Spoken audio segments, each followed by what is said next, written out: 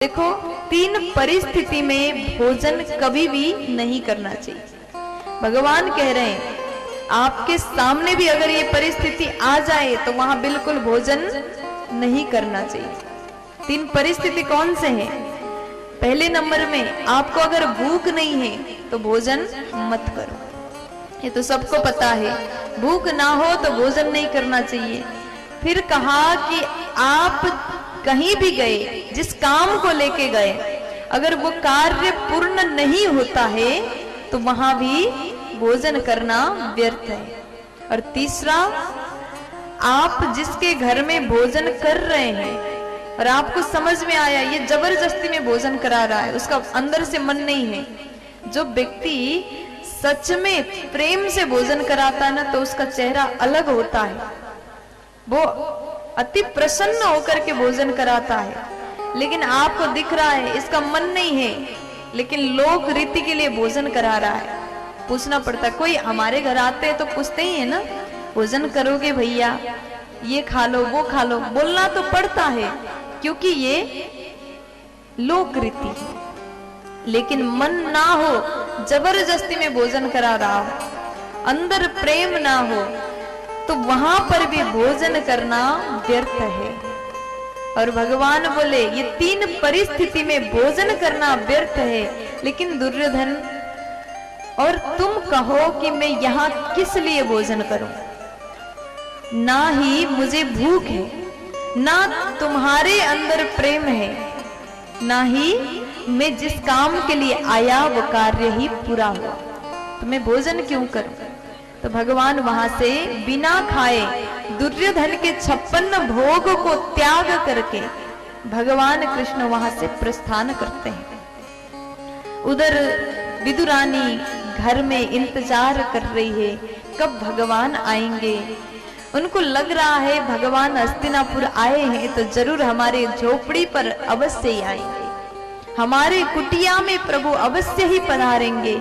इस भाव से विदुरानी इंतजार कर रही, कब प्रभु आएंगे, कब दर्शन देंगे, इंतजार कर रही है। इंतजार करते करते भगवान सच में गए और जैसे विदुरानी के घर में पहुंचे, भगवान ने दरवाजा बजाया। दरवाजा जैसे बजाया, दौड़ के आई, द्वार को खोला तो देखा सामने प्रभु खड़े हैं। आज विदुरानी अत्यंत हर्षित हुई, आनंदित हुई, प्रभु को देख करके धन्य हो जाती है। और विदुरानी कहने लगी, प्रभु आ जाओ ना, आप पधारिए ना प्रभु, आप आइए ना, अंदर विराजमान हो जाइए। बड़े प्यार से भगवान को आसन में विराजमान कराया। प्रभु आप इधर बैठ जाइए। बड़े प्यार से भगवान को आसन बिछाया, भगवान बैठ गए। अब थोड़ी देर बाद विदुर जी की पत्नी विदुरानी कहती, नहीं नहीं प्रभु आप इधर नहीं, आप इधर बैठ जाओ, आपको यहाँ पर अच्छा नहीं लगेगा, आप इधर बैठ जाइए। भगवान वहां बैठे, 2 मिनट हुआ नहीं, फिर कहती ये आसन सही नहीं, आप इस पर बैठ जाइए। कभी आसन को सीधा करती है, कभी आसन को उल्टा करती है। आज प्रेम के कारण भगवान कभी इधर कभी उधर बैठ रहे हैं। जिस प्रकार से विदुरानी भगवान को कहती जा रही, भगवान वो सारी बातें मानते जा रहे हैं। देखो वो जगत के नाथ है, सबके मालिक हैं, लेकिन आज एक भक्त के बस में होकर के जैसा वो नचा रहा है वैसे वो नाच रहे हैं। देखो भगवान को अगर बस में करना हो तो केवल प्रेम ही एक बंधन है, जिस बंधन के माध्यम से हम गोविंद को, अपने प्रभु को, अपने प्राणनाथ को बांध सकते हैं। भक्ति में ही, प्रेम में ही ये शक्ति है, प्यार से बोलना पड़ेगा। तो आज विदुरानी कहती, प्रभु आप इधर बैठ जाओ। भगवान को देख करके विदुरानी के नयन से अश्रु जल बह रहा है, प्रेम भरा हुआ है। और आज भगवान भी विदुरानी को देख करके अत्यंत हर्षित हो गए, आनंदित हो गए।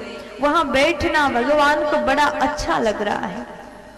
अब मैया ने कहा कि प्रभु आप ये बताइए, आपके यहाँ माता पिता सब कैसे हैं, कुशल मंगल तो है ना, सब कोई अच्छे हैं, सब ठीक हैं?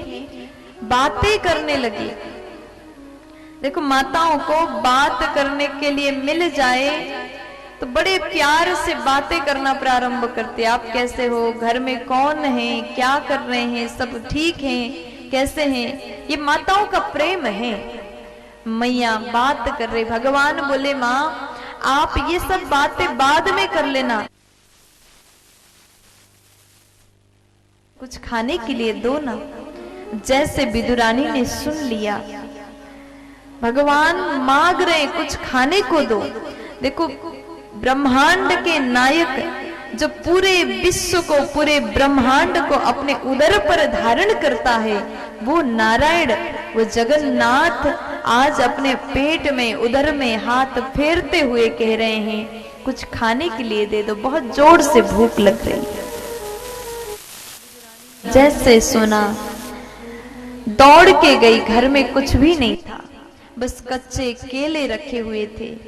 गरीबी थी, खाने के लिए अन्न नहीं था, बस केले रखे हुए थे, उसको उठा करके लाई और भगवान के सामने बैठ करके उस केले को छीलने लगी।